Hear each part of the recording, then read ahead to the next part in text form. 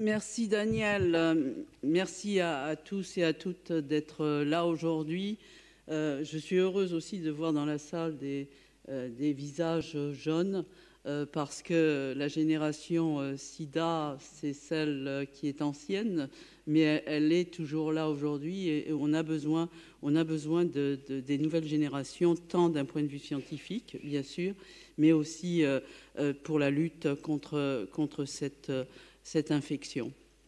Alors, Daniel a dit en quelques mots tout ce que j'avais à dire, puisqu'elle a parlé des succès, elle a parlé aussi des grands enjeux.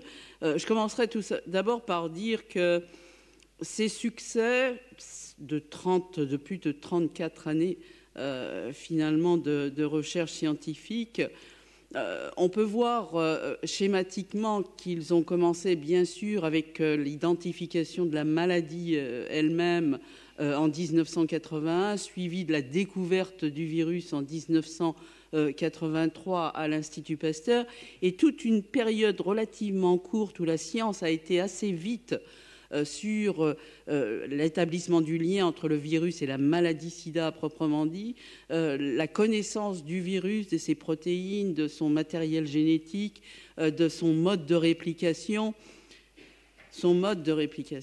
Et c'est grâce à la connaissance de ce mode de réplication justement que relativement vite ont pu être développées des molécules capables de bloquer ce cycle de multiplication du virus dans les cellules cibles qui très vite ont été identifiées comme étant ces fameux lymphocytes TCD4. Très vite aussi, il a fallu développer des tests de diagnostic qui étaient disponibles sur le marché dès 1985 et qui aussi, au cours du temps, ont fortement évolué vers des tests de diagnostic aujourd'hui extrêmement fiables, que ce soit le diagnostic sérologique ou des diagnostics moléculaires, mais aussi on a aujourd'hui à disposition des tests rapides. Il y a également des autotests très fiables qui ont été développés. Ça fait partie des grands succès. Les traitements, première molécule capable de bloquer le cycle de multiplication du virus, la fameuse AZT. Très vite aussi, on s'est aperçu que malheureusement l'AZT seul ne suffisait pas parce qu'il y avait un échappement du virus au traitement avec l'apparition des mutations. Il a fallu attendre 1996 pour avoir les premiers résultats de combinaisons thérapeutiques qui finalement permettaient de bloquer la réplication du virus et donc de permettre aux patients d'aller mieux, de contrôler leur virus, d'avoir une restauration de leur défense immunitaire et d'avoir, on a aujourd'hui quasiment une espérance de vie pour les personnes qui sont traitées qui est à peu près identique à une personne qui n'est pas infectée par le virus. En termes de prévention, Daniel l'a dit, nous n'avons toujours pas de vaccin. Pourtant, là aussi, de gros progrès en termes de prévention avec de multiples outils qui ont fait preuve de leur efficacité. Alors, je ne vais pas parler des outils, les anciens, le préservatif, bien sûr, les outils qui concernent tout ce qu'il y a autour de l'éducation, des changements de comportement, etc., la circoncision, mais aussi, depuis ces dernières années, on sait que le traitement lui-même, c'est la prévention. C'est la prévention, je suis sûr que d'autres vont en parler, je regarde Bruno en particulier, parce que les antirétroviraux comme traitement prophylactique pour empêcher l'infection chez les personnes concernées, ça c'est un grand succès de ces dernières années.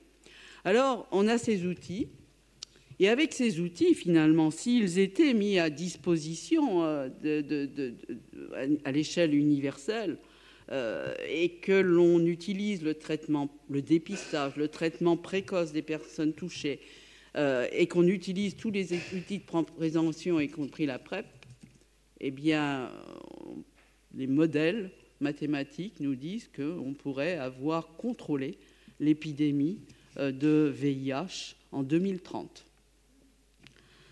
Malheureusement, nous n'en sommes pas là. Nous n'en sommes pas là. On évoquait tout à l'heure Il y a 37 millions aujourd'hui de personnes qui vivent avec le VIH dans le monde. Et malheureusement, il y a uniquement environ 50% d'entre eux qui ont accès au traitement antirétroviral. Donc, quels sont les grands défis? Le premier défi, c'est mettre à disposition justement ces outils de prévention et ces outils de traitement, tester le plus tôt possible les personnes touchées, les mettre sous traitement le plus tôt possible et les retenir dans les soins, parce que n'oublions pas qu'il s'agit d'un traitement à vie. Je crois que là aussi, on l'évoquait tout à l'heure, on estime en moyenne 40% de personnes qui sont infectées qui ne connaissent pas leur statut aujourd'hui et qui donc, malheureusement, continuent à infecter d'autres personnes. Alors, le premier grand défi, c'est ce que j'appellerais un grand défi de santé publique, finalement. C'est un défi d'améliorer, renforcer les systèmes de santé, les systèmes de soins dans les pays, optimiser l'offre de soins à l'aide des tests de dépistage que j'évoquais tout à l'heure, à l'aide des traitements précoces, à l'aide d'améliorer l'approvisionnement, la distribution des médicaments, basés justement sur l'ensemble du personnel soignant et le communautaire. Si on veut améliorer la prise en charge de cette infection, il faut s'appuyer justement sur les communautés de personnes qui vivent avec le VIH dans les pays, de façon à justement mettre ces traitements disponibles. Et n'oublions pas aussi qu'un des grands défis, c'est la volonté politique. Daniel l'évoquait, le cas de la Russie. Il n'y a aucune volonté politique et dans ces pays, il n'y a pas malheureusement d'accès suffisamment justement aux outils de prévention, de dépistage et de soins. Alors, il faut continuer les efforts internationaux pour justement améliorer la prise en charge de ces patients et la prévention. Et puis, nous avons les grands défis scientifiques. Alors, les grands défis scientifiques, on pourrait les résumer, je dirais, en trois grands thèmes. Le vaccin, la recherche d'un traitement qui permettrait une guérison. J'aime pas trop le dire, je préfère dire une rémission. Et puis, au milieu de tout ça, je note souvent ce que j'appelle les comorbidités non-sida sous antirétroviraux, c'est-à-dire sur le long terme, on sait qu'un petit pourcentage de patients vont développer des pathologies qui ne sont pas le sida, qui sont des cancers, qui sont des maladies cardiovasculaires, qui sont des maladies du système nerveux central, lorsqu'ils sont encore relativement jeunes. Ça, pour moi, je le mets au milieu parce que, bien évidemment, les traitements du futur devront en plus prendre en considération le fait qu'il faut éviter justement ces mortalités non-sida. Alors, en termes de vaccins, on a fait, bien sûr, souvent on dit la recherche vaccinale, c'est un échec. C'est vrai si on regarde le fait qu'on n'a pas de vaccin. En fait, il y a eu un énorme effort de fait dans le domaine de la recherche vaccinale, des centaines et des centaines d'essais qui ont été réalisés dans le monde, beaucoup moins d'études d'efficacité. Ces études d'efficacité, elles ont toutes été un échec, à part une, qui était les fameux essais thaïlandais montrant petite efficacité d'environ 30% chez les volontaires, pas suffisamment pour dire qu'on a un vaccin. Mais les chercheurs, depuis, ont commencé à apprendre quel type de réponse les patients qui étaient vaccinés et protégés avaient à l'aide de cet essai, justement, thaïlandais. Donc, le défi vaccinal, il est là, c'est vrai. Il est en train de progresser depuis 2009, depuis les résultats de cet essai, avec beaucoup d'énergie qui est mise pour essayer de mieux comprendre quel type de réponse immunitaire il faut qu'un vaccin déclenche pour pouvoir avoir une protection. Il y a aussi des anticorps extrêmement puissants que les chercheurs ont réussi à construire Et maintenant, l'objectif, c'est d'essayer d'induire ces anticorps très puissants. Et avec une approche de la recherche vaccinale, moi, qui me plaît beaucoup mieux aujourd'hui, où on intègre réellement la recherche fondamentale avec la recherche clinique dans les essais. Donc, un certain, non pas optimiste, mais je dirais, on peut quand même espérer voir la recherche vaccinale évoluer au cours des années. Et je dirais aussi que cette recherche vaccinale contre le VIH, elle nous a appris que finalement, et rappelé qu'il y a beaucoup de vaccins que nous n'avons toujours pas aujourd'hui dans bien d'autres pathologies et qu'il serait peut-être grand temps de se poser la question justement des fondamentaux de la vaccinologie. La recherche sur les traitements, pourquoi faut-il de nouveaux traitements? Je disais il y a un instant, finalement, trop peu de personnes ont accès aux traitements aujourd'hui.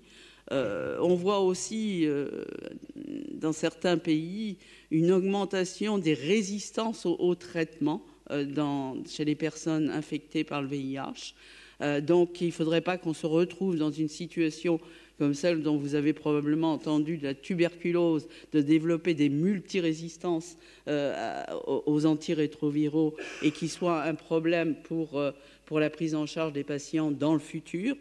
Il y a pour les patients, et ils le disent mieux que nous les chercheurs, un problème d'adhérence sur le long terme. Ce n'est pas simple d'être traité à vie avec des médicaments, même si les médicaments, et Jean-François en parlera sûrement, sont beaucoup améliorés aujourd'hui, finalement un comprimé par jour, qui ne prend pas un comprimé par jour, mais c'est quand même pas simple. Et puis le coût bien sûr de ces traitements. Alors il nous faudra un traitement bien sûr pour guérir, mais je le disais tout à l'heure, ça ne va pas être simple.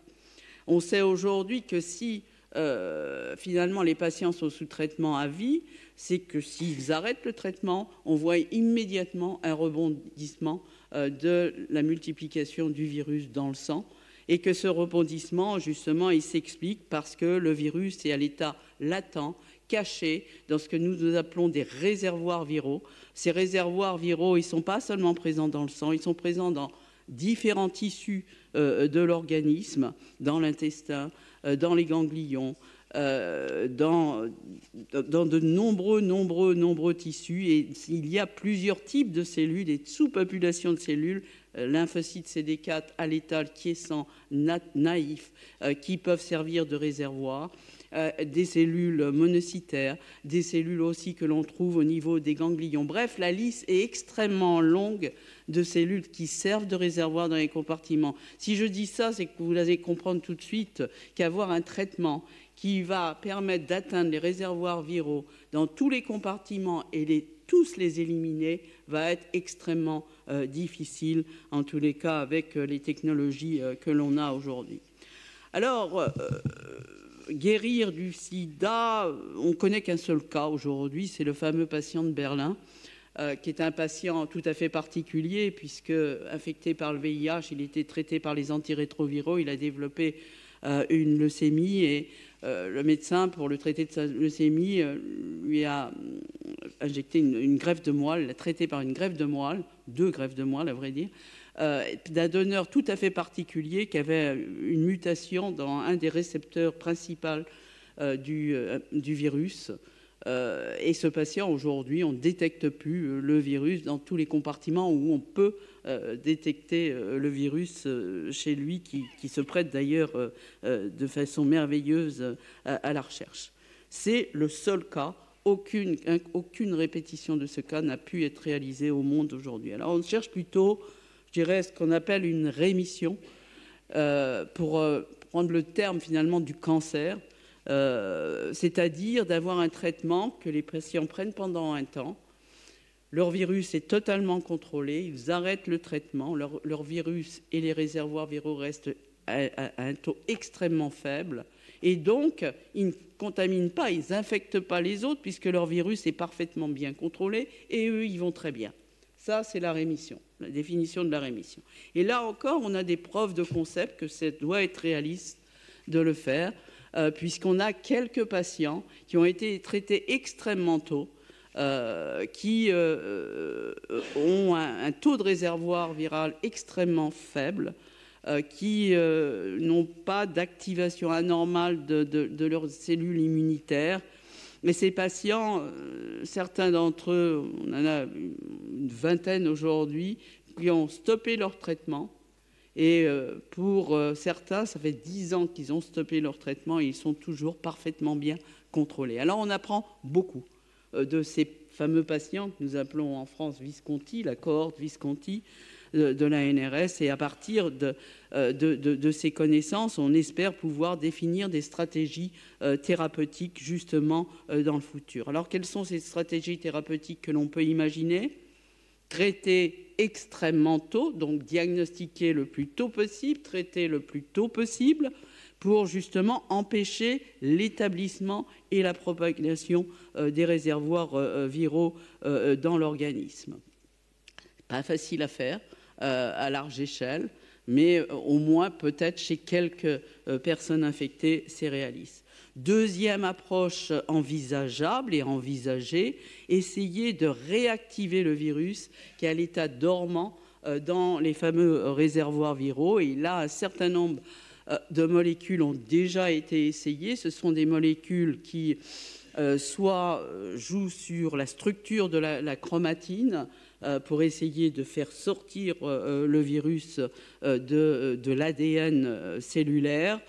Bon an, mal an, je dirais que toutes les molécules qui ont été essayées jusqu'à maintenant, il n'y en a aucune qui donne satisfaction, en tous les cas de façon isolée. Il y a une petite réactivation du virus, mais en fait, la quantité de réservoirs viraux reste la même.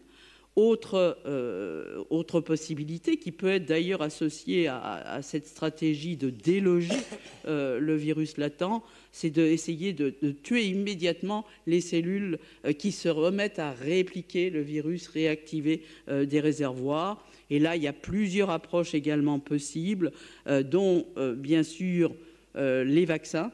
Le vaccin thérapeutique, cette fois-ci, et pas le vaccin prophylactique pour stimuler justement la défense immunitaire et éliminer les cellules qui répliqueraient à nouveau le virus, ou alors de nouvelles stratégies finalement qui sont sur la base et très inspirées des traitements du cancer. D'ailleurs, les inhibiteurs, ceux qui modifient la chromatine sont aussi des molécules qui dérivent de la recherche sur le cancer. Enfin, la dernière approche, ça va être la thérapie génique, qui soit pour répéter le patient de Berlin, finalement modifier le récepteur majeur du VIH, ou encore essayer avec des ciseaux de faire sortir le virus des réservoirs viraux pour éliminer ce virus des réservoirs. Voilà un peu les approches thérapeutiques qui sont envisagées. Nous pensons tous qu'à long terme, de toute façon, ça sera très certainement une combinaison de différentes approches thérapeutiques.